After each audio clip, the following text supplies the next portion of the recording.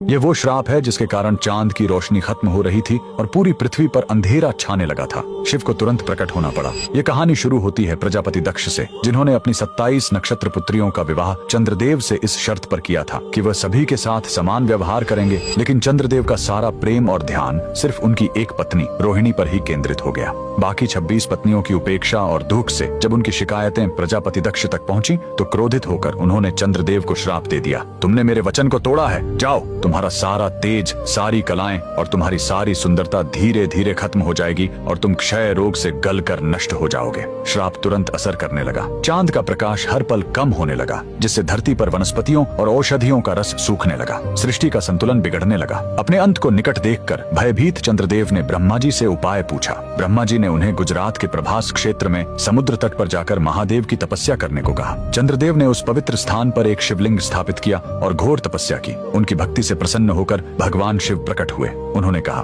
मैं दक्ष के श्राप को पूरी तरह खत्म तो नहीं कर सकता, लेकिन उसका प्रभाव कम कर सकता हूँ। शिव ने वरदान दिया, तुम कृष्ण पक्ष में 15 दिन क्षीण होगे, लेकिन शुक्ल पक्ष में 15 दिन फिर से पूर्ण हो जाओगे। उन्होंने चंद्र को अपने मस्तक पर धारण कर लिया और चंद्रशेखर कहलाए। और जिस ज्योतिर्लिंग की चंद्र ने पूजा की थी वो सोमनाथ, सोम यानी चंद्र के नाथ के नाम से प्रसिद्ध हुआ। और यही सोमनाथ मंदिर भारत का पहला ज्योतिर्लिंग आज भी गुजरात के वेरावल में उसी समुद्र तट पर शान से खड़ा है, जहाँ चंद्रदेव ने श्राप से मुक्ति पाई थी। लेकिन रुकिए, इस मंदिर का एक और रहस्य है। यहाँ मौजूद बाण स्तंभ यह बताता है कि यहाँ से लेकर दक्षिणी ध्रुव तक समुद्र के रास्ते में कोई जमीन नहीं है। भगवान शिव के भक्त कमेंट में हर हर महादेव जरूर लिखें।